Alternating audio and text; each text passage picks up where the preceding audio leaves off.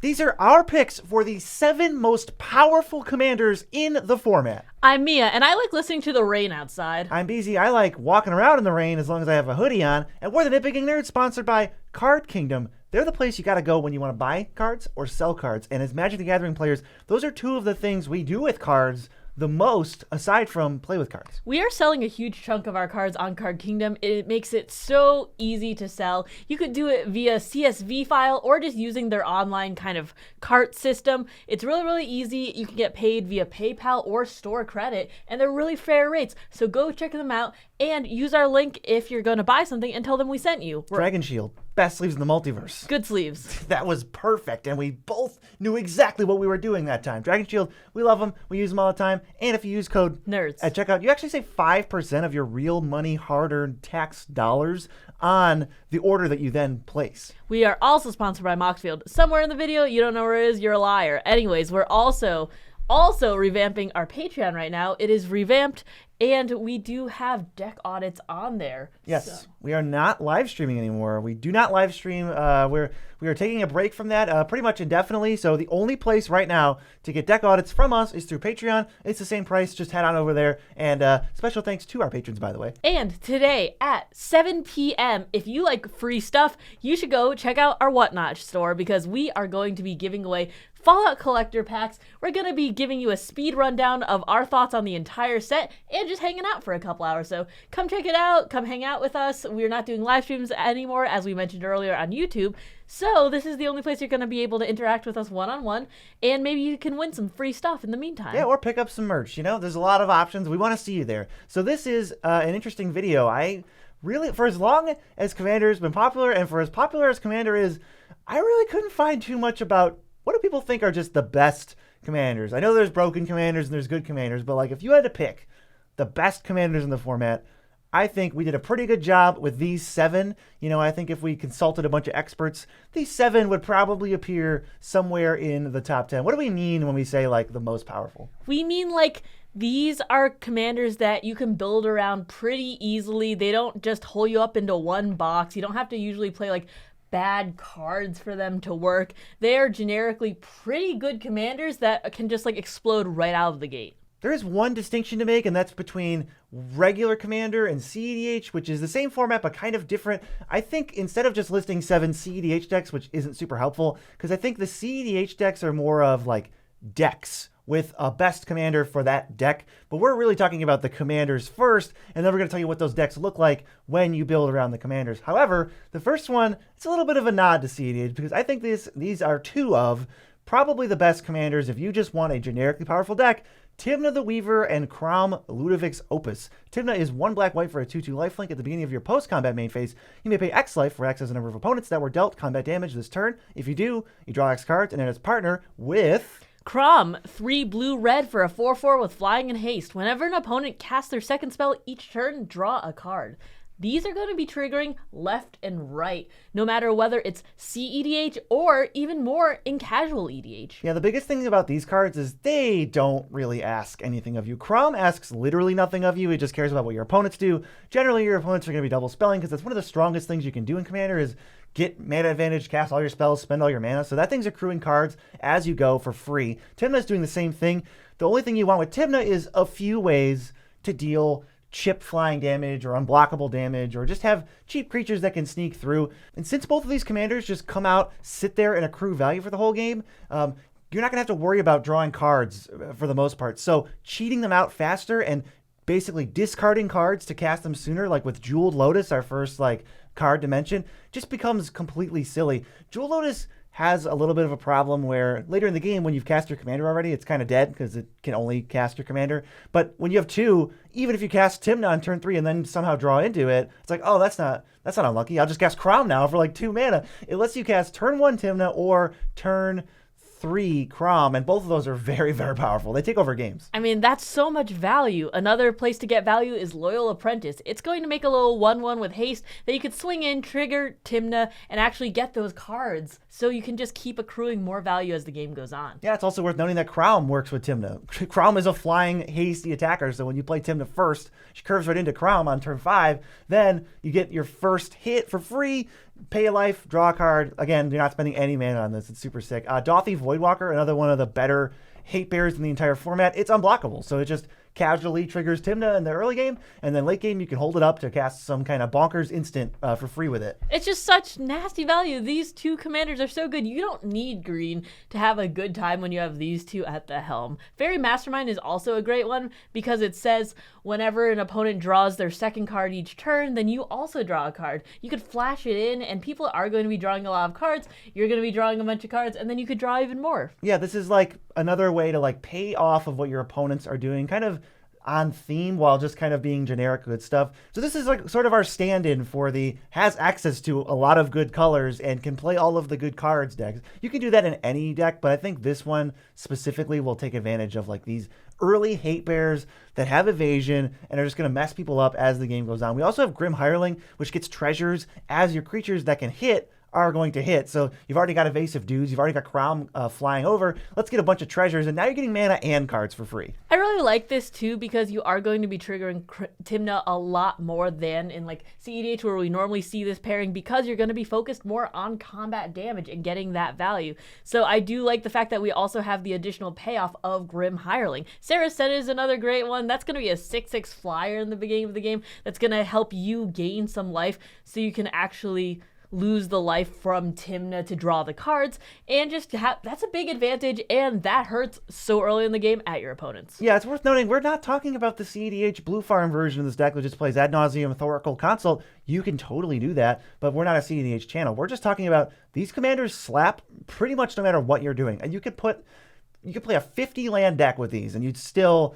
be a dominating force in the game. You could set yourself back from the beginning, put some weird restriction on it. I think these commanders just carry so hard. They're very powerful. Also, Bastion Protector is great. Commanders you control have indestructible and +2/+2, and you have 2 commanders, so that's more damage with Kraum in the air, a little bit beefier so Tymna doesn't die to some of the, like, you know, the smaller toxic deluges if you have those, and just indestructible, pretty nice to have. Yeah, it lets you kind of go this beatdown route. The rest of the stuff we mentioned is mostly good stuff, but this is like, if you really wanted to build around having 2 commanders, there's a lot of cards like this that say, commanders do this, or commanders get this. So I like messaging Bastion Protector as like, if you want to get beatdowns, you can, but you really don't have to. You can just sit there and draw cards for the entire game and then win the game with whatever you want. Next is a commander with access to a lot of colors also. It's Atraxa Grand Unifier. 3 green, white, blue, and black for a 7/7 with Flying Vigilance, Death Touch, and Lifelink. That's a lot of keywords. When it ETBs, you reveal the top 10 of your library. For each card type, you could put a card from among those revealed into your hand. Put the rest on the bottom in a random order. So you want to have a nice like spread of cards that count each card type. So that's like land, enchantment, you know, creature, blah, blah, blah, battles included. So it is important to keep a couple of those in and just get a lot of value by keeping that hand full. Yeah, I bet some people would have guessed that the original Atraxa would have been on this list. I don't think that commander is that, even on, you know, if we measured all commanders, I don't even know if it's in the good half of them. I think it's like totally fine. This is that times a bajillion. This takes like Atraxa plus Niv Mizzet Reborn and just sticks it on this amazing body. I think this card is fantastic. It basically asks nothing of you. You could just put random cards in your deck and you're going to have cards of each type, or at least several types. So this reads bare minimum.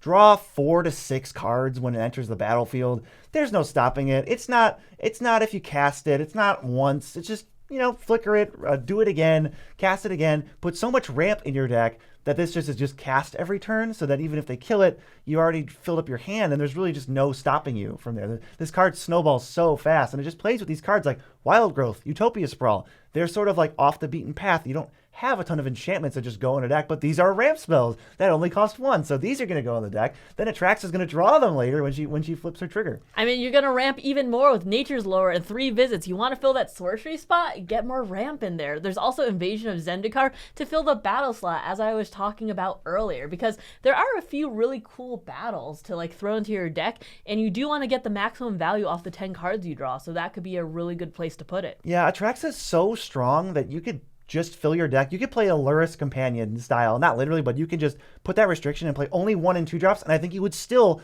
destroy people, because this deck famously just goes ramp on turn 1, ramp on turn 2, then play some kind of 4-mana ramp on turn 3, then play Atraxa, and it really feels like, I've played against Atraxa enough, that the game is kind of over unless you arch enemy that player, because they're going to be drawing the best half of the top 10 cards of their library. They're restocked. They've got a 3-turn clock in the air. I mean, I definitely agree, because the few times that I've played against this, it's like, okay, check the top 10, take 5, flicker it, do it again. I don't know. It's like a 5 to 10 minute turn. They have 40 cards in hand, and then they're like, oh, I win, I guess. It's pretty obnoxious, but like, it's powerful. And it's not unreasonable, when we say they flicker it and they flicker it again. You want to know why they're doing that? Because they get to look at 10 cards and take a flicker card from among them and then cast it. It's very, very doable. We're talking Ephemerate. That's one of the main offenders because it's only 1 mana and it's an instant. So it's easy to hit off Atraxa. You go, oh, doot, land, instant creature, artifact, sorcery, and okay, I'll use this Ephemerate, do it again, doot, flip. Oh, there's a Reliquary Tower. I'll take that and play it for turn. And you just feel like, you're like, why am I still here? What's happening? I love Phyrexian Metamorph in this deck too because it counts as an artifact or a creature. You're in green, you probably won't have too much artifact ramp. So to fill that slot, you can put in Phyrexian Metamorph, get a copy of a really awesome creature on the field, and just take it as the artifact slot for Atraxa's 10 cards. And in a pinch, guess what it copies? Atraxa. We also have Force of Will for when you need to flip 10 cards off Atraxa and never lose the game again. That's what I've seen a lot from these decks. Force of Will, Pact of Negation, maybe Fierce Guardianship to a lesser extent, but just these free counter magic spells that make it so that as soon as Atraxa ETB resolves and you start flipping cards, the opponents just want to concede because maybe you should have responded to the ETB. Maybe you wanted to wait to see what they got, but as soon as you look at those free counter spells, you just feel like you can't respond. It's just over. They're going to protect their Atraxa, trigger it 2 more times next turn, and you're dead. That's the value we're talking about. Urza's Saga is also a great one. Enchantment or land finds your soul ring, and in general, it's so good to have these multi-typed cards in your deck because you can just put them into either of the slots that like are of the revealed card types. It's just so flexible in this deck. Yeah, and if you play it early, you can turn it into a Jewel Lotus, and then it's kind of like a 4-mana ritual to just fire up Atraxa and restock your hand. Who cares if I'm down cards, if I'm down a land? I got Atraxa to just make it all up right away. Atraxa, so powerful. I think some people stay away from this because it's very, very, very good stuff oriented. But there's no doubt that I think this is one of the best commanders out there. But if we want to talk about good stuff, we're going to talk about Moxfield.com, the best place online to build a deck. We love Moxfield. We love using them. All of our decks are on there, and it makes it so easy to edit them. Yeah, we actually are hoping to be the first Moxfield account to hit 10,000 followers. This is a milestone that nobody asked for. It's unprecedented, and nobody else really seeking it, but we are. So head over there, check out their amazing deck UI, and give us a follow. It would make our dreams come true. It would mean a lot to us. But now we can get to our third most powerful commander. These are not in any particular order, as these lists often are not. We just think these are the most powerful 7 if we had to pick. It's Corvold, Fey Cursed King, 2 black, red, green for a 4/4 flyer. When it enters the battlefield or attacks, sacrifice another permanent. Whenever you sacrifice a permanent, put a +1/+1 counter on Corvold and draw a card. This is just the best possible wording on a type of legend like this, where it's like, hey, here's an enabler thing, and then here's the payoff. Just all in the same package where now it doesn't cost you any extra mana. Whenever you sacrifice a permanent for any reason, not just to his ability, just whatever happens, you get to draw a card, and he even gets bigger too, which can lead him to be like a commander damage type, but really, it's just this value engine that just sits in play and creates these storm-like turns of just ridiculous value. I mean, why wouldn't you have the enabler stapled to the payoff? I mean, that's what all the super powerful commanders do. The fire design, baby. One of the great cards in here is the fetch lands, like Verdant Catacombs, because you just have to sacrifice any permanent. It doesn't have to be to him, as we mentioned earlier. So you're going to be getting different lands anyways, and then you're also going to be getting cards off your fetch lands. That's nasty. Yeah, it doesn't cost you life or anything. I kind of maybe would have thought you'd be losing some life with this, but the fact that you don't means you can just fire all this stuff off as you play Magic, as the cards in your deck just do the text boxes and resolve how they're supposed to. Corvold's going to be triggering because we have things like the fetch lands. Like you said, there's, at least 10 lands in the deck if you want to max it out that can just fetch and draw you a card when Corvold's out. Springbloom Druid, same thing. My ramp is going to involve sacrificing a permanent. I can play Harrow, I can play Sakura Tribelder, but Springbloom's the one we mentioned. It just lets it go that everything is just fueling this little engine. Tyler's Provisioner is another great way to make permanents that you can sacrifice. You're going to get a land out, you're going to get a treasure or food, which you're going to be sacrificing for mana or life or whatever, really, and you're just going to be getting more and more cards off of that. The fact that it's just anytime you sacrifice is so nasty. There's no restrictions. So, as we said, as we play Magic, we're going to discover that treasures are extra dirty with Corvold because they sacrifice and make mana. So now you're up a card and up a mana. So if you can keep making treasures, you refill your hand to find more cards and make treasures, and then keep your mana pool full by adding mana because that's what treasures do. It's really, really silly when it gets going. We also have Pitiless Plunderer. We're already trying to sacrifice creatures and stuff. Now when we sacrifice them, we draw a card and make a treasure. We're talking about potentially going infinite with this card. It can go infinite very easily with like a Nether Trader or like your Phyrexian Altar Gravecrawler kind of stuff. But Pitiless Plunderer, at bare minimum, is an engine in and of itself, and with Corvold is downright dangerous. I think Corvold's one of those commanders where if they have two other permanents in play that say anything to do with their game plan, you feel like you're going to die. If this is like the arch enemy type commanders, I know a lot of them are on, like, as we talked about on this list, they are super, super powerful. But this is one where you're like, oh no, I have to do something about that. Mayhem Devil is another great like card to have in this deck because, oh, you get card advantage, you get counters on him, but I don't have direct damage. Well, that solves it because you're gonna be sacking things left and right anyways. Mana for like life or whatever. Why not just do damage to people's faces too while you're at it? Yeah, and since all of this stuff doesn't cost mana to activate or to use over and over, you don't have to spend anything else. You can just put all your resources and effort into drawing cards and making mana, and this stuff kind of just happens by itself. It's really automated and it's super good.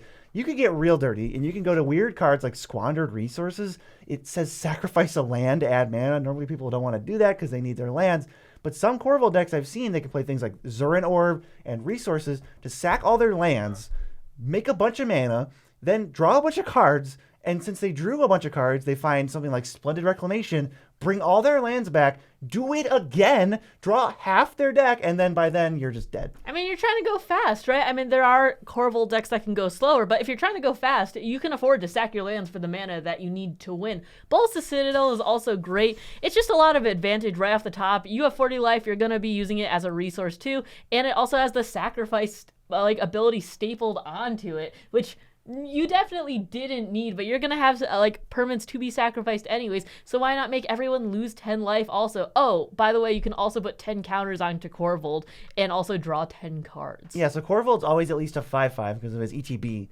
and he's gonna be a 6/6 when he attacks. So you can have a 16/16 Corvold, deal 10 damage to everybody, and draw 10 cards. I mean, this sounds pretty good, and Citadel, unlike something like, let's say, Mayhem Devil or Squandered Resources, is just good by itself. It's never a bad card. If you add Bolas of Citadel to any random black deck, I would say it's a good decision overall. It's a really, really silly Magic card. So it helps tie this whole thing together. And Corvold is absolutely nasty. I will say, just again, maybe this is where I'll timecode people if you're confused in the comments. We're not comparing decks to decks. We are saying which commanders we think are the most powerful. So like if you talk to me about some kind of like CDH ad nauseum Thoracle consult deck, that's not what we're talking about. We're not talking about decks. We're talking about specifically the commanders. And who's our next commander? Our next commander is Urza, Lord High Artificer. 2 blue for a 1/4. When it ETBs, you create a 0/0 colorless construct that says this creature gets +1/+1 for each artifact you control. You can tap an untapped artifact you control to add 1 blue mana, and if you pay 5 and shuffle your library, then you exile the top card. Until end of turn, you can play that card without paying its mana cost. There is a lot to unpack right here, but just tapping all of your untapped artifacts for mana is so nasty, and then just getting stuff for free just by paying 5 mana into it if you just have 5 artifacts untapped that you weren't going to tap anyways. Yeah, Jeez. With Corvold, we talked about how the abilities feed into each other, and it's a little bit annoying to deal with as your opponent. This has an extra layer of that. In ETBs, it's a 4 mana 1/4. It gives you a 0/0 big artifact. Okay. But then that ability feeds into the next ability, which is tap an untapped artifact, add blue. By the way, this is not an ability of the artifacts. This is an ability of Urza. So this gets around some weird stuff, and it works right away. And then that ability to make mana feeds into his next ability to cast spells for free if you really have nothing better to do. This thing is egregious. It is one of the most hated commanders in the format. It was in our 7 most hated. Very deservedly so. Urza's got some toxic cards, and it uses all these cheap artifacts like an Everflowing Chalice to make mana, and it's a functional card, Everflowing Chalice. You can cast it for 2 or 4 if you don't have Urza, but if you do, it's a Mox Sapphire. Everything's a Mox Sapphire with Urza. Oh, God, it's so nasty. I've played against Urza when they were doing Commander Masters Draft, and even those decks were nasty, and those were not constructed decks. Winter Orb is another great one because it just says that everyone's lands can't be untapped, but you're not operating on lands anymore. You're operating on artifacts. And even if you were operating on lands, Winter Orb only works if it's untapped. So you just tap it on the end step with Urza's ability before you take your turn, and then it doesn't even apply to you. So everybody else is locked out of the game and has to answer this Winter Orb or die, and you're like, don't even know it's there. Unwinding Clock is also great in this deck. You're going to be untapping all of your non-lands, which basically tap for mana anyway, so you're going to be able to trigger that ability again and again. Plus, if you want, there are also some combo shenanigans with Unwinding Clock you could do. Yeah, you can build your own Prophet of Kruphix if you give your artifacts flash with like a Shimmer Mirror or a Liberator or something like that. But Unwinding Clock is one of the scarier ones.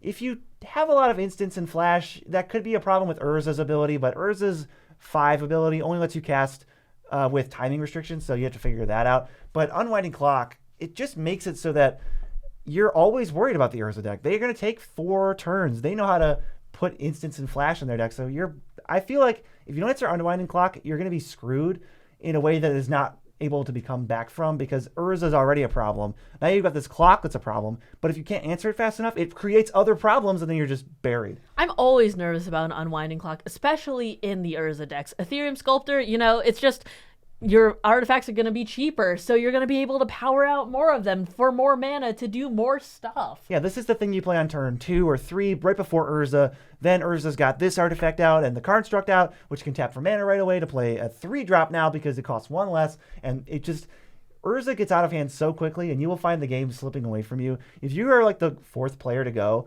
and your pot has an Urza in it, you'll always untap on your turn, having been the last player to go for this turn, going, what is happening? I don't have anything for this. You're going to be so behind. What am I walking into? Yeah, going 4th already sucks. But with an Urza player, you feel like you're just dead. We also have Forensic Gadgeteer. Now, whenever you cast an artifact spell, you get a clue, which taps for mana, and, by the way, doesn't tap to sack. So that mana can be used to fuel the clue sacking, which costs 1 less because of the Gadgeteer. So it basically says, bare minimum, whenever you cast an artifact spell, draw a card for free. And then it also makes your activated abilities of artifacts less. So all of this stuff I think this is one of the best new cards for Urza because it just creates this annoying spew of tokens that never ends, and you're taking 5-minute turns, and your opponents are like, guys, could we have killed this Urza earlier? I don't know. I kind of wanted to play a spell for my turn instead of remove it, and now we lose because of it. That's so good. I mean, it definitely reminds me of like gold tokens because you didn't have to tap those to get mana. You only had to sacrifice them. So if you can find any ways to get those in this deck, that would be amazing. More treasures too because they just tap for mana with Urza. Yeah, I would just mean you could get the double mana. Oh yeah, tap, gold, then sack for... Yeah. Portal to Phyrexia is also great, especially if you could cheat it out really fast. If you could get that in like turn 4 or something, that would be so nasty. I think that's doable. If you play Urza on turn 3, I could totally see playing this thing on turn 4 with reductions and Mox Sapphires in your deck and stuff. And it's a way to either, you could cheese it off of the top of Urza's flip ability and get lucky and have big spells in your deck, but it's so castable and it just shuts down your opponent's things. You thought you were developing, you thought you were trying to race my board state development. No, you just don't have anything anymore, and I'm going to keep all my stuff. And you know what? Let me tap Portal to Phyrexia for a blue. Oh, geez. That's just like so much value. Just wiping everyone's stuff, taking their stuff instead, and just casting it way faster than anyone else even like could feasibly do it. Jeez. One of my other favorites with Urza is Future Sight. It doesn't combo with Urza's 5 ability, but it just lets you use the top of your deck as this machine. And it does a Bolas's Citadel impression where all your artifacts are reduced. They're all tapping for each other to summon each other for free. So you're not paying any mana. And as long as you can keep lands off the top or, reset it with something like Sensei Stop, you're either going infinite or dominating the game, no question. Next is a commander that takes Simic value to a whole new level. It's Kinnan Bonder Prodigy. Kinnan is green-blue for a 2/2. Whenever you tap a non-land permanent for mana, add 1 mana of any type that permanent produced. Pretty wild text box already, but it also has 5 green-blue. Look at the top 5 cards in your library. You can put a non-human creature from among them onto the battlefield and put the rest in the bottom of your library in random order. Another addition of here's some extra mana, and then here's something to do with it because we needed to give you that extra little kick, and that just pushes Kinnan up to be such a threat. It's only 2 mana. You can play this, have it die, then replay it, and still be cheaper. You could still be doing all that before anyone plays, their regular commander. This thing just make so much mana. And these decks can essentially just be all ramp and all gigantic filthy monsters. When I think of Kinnan, I immediately think of people just like kind of combing through their entire deck and just spitting it all out on the field and going like, now what? Yeah, Kinnan's so strong that he's kind of his own CDH thing. There's commanders that pop up, where they're so good that CDH moves away from like having like a generically powerful commander to like, oh yeah, I'm just going to build around Kinnan because this mana ability, it's completely messed up. One of the things that's messed up about it is that it goes infinite with Basalt Monolith, because now Basalt Monolith taps for 4 and untaps for 3. So you just get infinite colorless mana, and then for every set of green and blue you have, you now can look at the top 5 for a non-human to put in play. Freed from the Real is also a great way to make things go infinite because you get infinite untaps and taps. So if you do have things that produce more mana than like you'd pay into it, then you can just keep tapping it and get infinite mana that might be colored too. It's literally turns any mana dork into infinite. I mean, it has to tap for blue. So let's say Birds of Paradise. You're probably playing that card in this deck. Taps for blue now. So blue to untap it means you get infinite mana of any color because eventually you'll have infinite blue, which means you can filter it into infinite green. And then this deck just has so many whammies, and they're all like stemming from this Kinnan dude who just does a weird ability that like no other creature does, and he's only 2 mana. There's also Cryptolith, right, and Elven Chorus. Now all of your creatures are double mana dorks. Elven Chorus even says you can flip cards from the top if they're creatures and play them and get you extra value off of that. And how about the Great Henge? The Great Henge, you're going to be getting cards for creatures ETBing, and they're going to be getting bigger, and it's going to be tapping for 3 green mana. It does it all, really, and Great Henge is one of those like stupid value type deals, but getting extra mana off of it too is insane. That's the extra like punch to the guns, like, and I'll make 3 mana with it. But and 2 life also, forgot. And Great Henge is important to this deck because as you're making a ton of mana, the one thing you don't want to do is run out of cards. So either you need to make a bunch of mana to activate Kinnan, or you need to find a way to recuperate cards, or else you'll be dead in the water to a board wipe. But these decks are pretty good at that. Plus, this applies to Urza too. Any blue powerful deck can play a bunch of counterspells and make it so that right when you think you're about to disable them, you don't. Jin Gitaxias Core Augur is also a great one.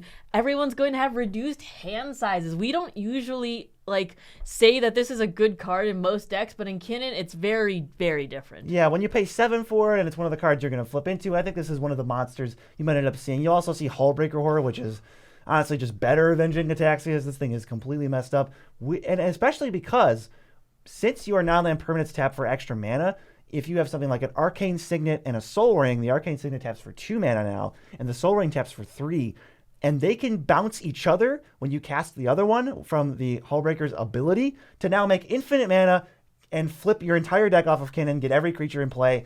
And I don't know how you don't win from that point, but this is just another avenue where you blink and you're dead. Hullbreaker is so powerful. Just a little bit off topic, I can't believe that Wizards put this in a pre-con recently. Yeah, that was in the Fairies pre-con. Kind of a weird choice. But we also have Regal Force, another way to get back up on cards in case you're ever running out, because the deck's going to play all the mana dorks. Birds of Paradise, Llanowar Elves, Arbor Elf. Name 2 more mana dorks. You named Llanowar, Priest of Titania or yeah, something. Sure. It's Delighted Halfling. Sure. There's a million of them, and you're going to play all of them, and then Regal Force cantrips you off for all of them, and then you just kind of soar into the lead. No problem. Kinnan will mess you up if you give him even an inch. He will take 6 miles. I think it's pretty important, too, to remember that if you are building this in a non-CEDH way, you can put like Concordant Crossroads in here or something to give everything haste, and then just swing out on everyone. Next is a card that when I read it, I didn't think it was as scary as it actually is, but this is so powerful. It's Crick, Son of Yawgmoth. 4, and then there are 3 pips that can either count for 2 life or black. So it's 4 Phyrexian Black, Phyrexian Black, Phyrexian Black for a 2/2 with lifelink. For each black and a cost, you could pay 2 life rather than pay that mana. Whenever you cast a black spell, put a +1/+1 counter on him. But the fact that it's a black and a cost doesn't just apply to spells, it can also apply to abilities, which is what really makes this nasty. Yeah, this just cheats all of your mana. If you have a spell that only costs black pips, it's the ultimate version of turning life into mana, because you just skip the cost, pay a bunch of life, and Crick even has lifelink to help recuperate some of that, and he gets bigger as you cast more spells. I think one of the biggest offenders, as it were, with Crick, when you see it, you just go, uh-oh, we're dead, is Villas, Broker of Blood, because now it says whenever you lose life, draw that many cards, and that has an ability that only costs a black, so you can pay 2 life, and then 2 life, draw 4 cards, and give something -1/-1, and you've spent no mana. So now you're just chaining into more rituals, more cards, more ways to win. And then he says, when you lose life, draw that many cards. So you're going to be drawing 4 cards off Villas every time you use his ability. So good. Just remember that Orcish Bowmasters will kill you if it's flashed in when you have Villas out. It's our favorite Nambo. Next is Peer into the Abyss. Basically, it says 4 black, black, black. So it's just 4 mana, 6 life. You're going to lose half your life and draw half your library. I think that's worth it. These decks tend to have ways to generate a bunch of mana all at once. You can chain a Dark Ritual for free into other rituals to maybe fire off a Torment of Hailfire or get something with like Aetherflux Reservoir going, or if you're trying to get sweatier, fire off a Doomsday for 6 life. So drawing half your deck just means you're going to have all these pieces, especially with tutors in your colors. I love the fact that Beseech the Mirror came out for this deck. It's going to be 1 mana and 6 life to just tutor for your best thing and slap it down if you can bargain something away that's just like, oh, maybe you have a clue sitting around or a treasure.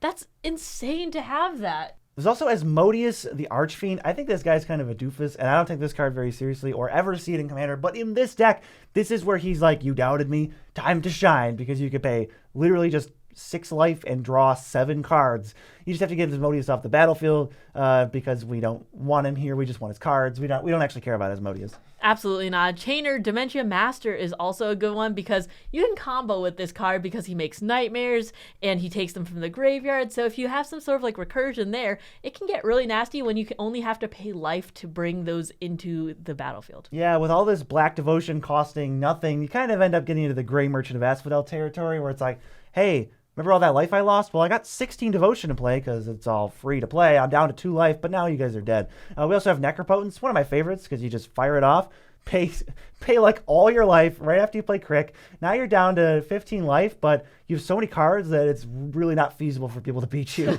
Sign in Blood is also a great one too because it's 4 life and then 2 extra life and you're going to draw 2 cards, but it wasn't any mana, so you can save that for later. It keeps the engine going, and it's part of the reason that Aetherflux Reservoir is so scary, because as that thing's ticking up and gaining you more and more life, you have more and more free cards like this, and this is all stemming from, this can come as early as turn 4 or turn 3 if you ramp into Crick, because he only costs 4 mana and a bunch of life. So as long as you got the life, Crick's going to just give you unlimited resources. Our next commander is going to probably drop down the board around like turn 4 or 5, and you're going to realize real quick that not only might you not have an answer, you cannot answer Kozilek the Great Distortion because it is 8 colorless for a 12/12. When you cast this spell, if you have fewer than 7 cards in hand, draw cards equal to the difference.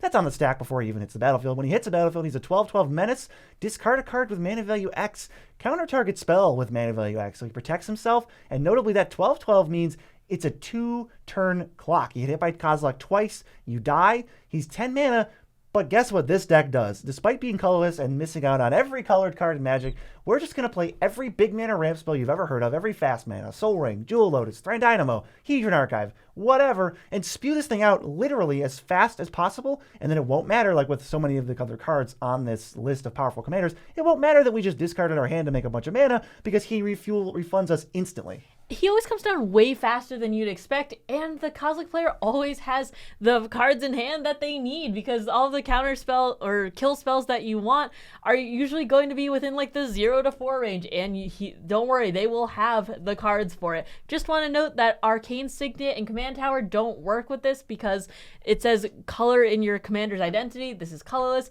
and Myriad Landscape only finds you 1 waste. Yes, waste does not have a basic land type, so you can't find 2 because they can't share one, but for whatever reason you can find 1, but clearly you should never play Myriad Landscape because no one would ever play that card.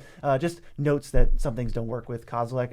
But this deck gets to play, like you think Jewel Lotus is bad and Mana Crypt and Soul Ring is bad. Kozilek gets extra versions of those because it gets to play Lion's Eye Diamond, because who cares if I'm discarding my hand, it's all coming back anyway. And even Diamond Lion, which is like garbage bulk rare, but it's great in this deck. It's just another Jewel Lotus. One of the absolute all-stars in this deck is Commander's Plate. Gives your commander protection from any color that's not its identity. So all colors? Now that's amazing. Yeah, 2-turn clock that you can't even block. And Kozilek's out there, he's rhyming, he's dropping bars, and you're dying to him. Plus, there's not a ton of like very quick drops you can have in Kozilek to begin with. So this comes down on turn 1, and it's just like that looming threat.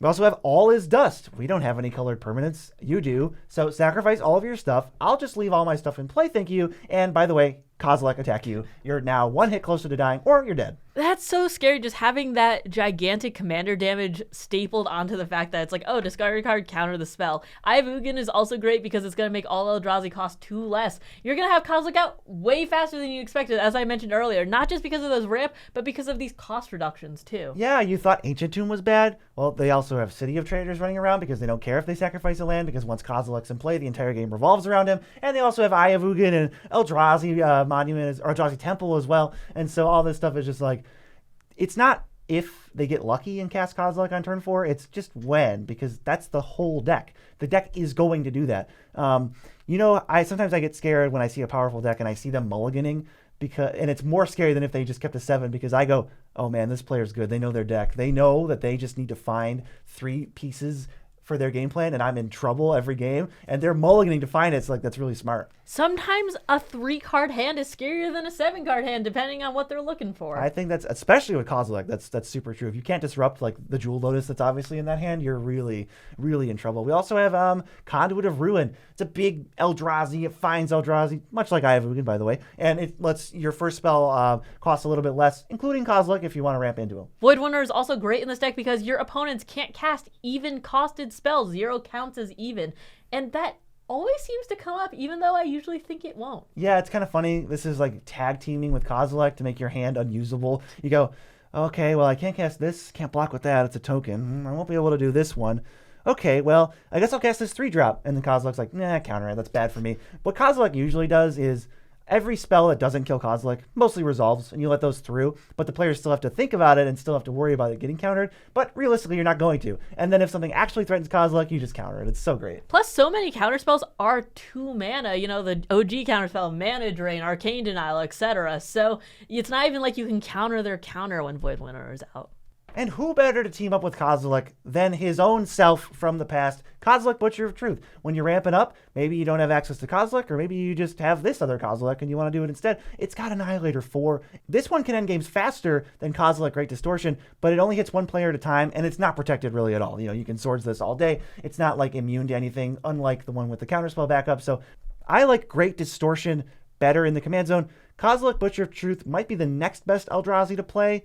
Emrakul Promised End is in that arena as well, but I think just the ability to automatically refill your hand no matter how down on cards you are and protect the commander, which is a 2-turn evasive clock, just super strong. I really like this Kozilek in the 99 though, because it does draw you cards when it enters the battlefield. So it's just really nice to refill that hand if you have the other Kozilek out, and then just have more stuff to counter other people's spells. But if you do want to look at explosive commanders, we have a video right here so you can check it out. Yeah, you got powerful. Now try explosive.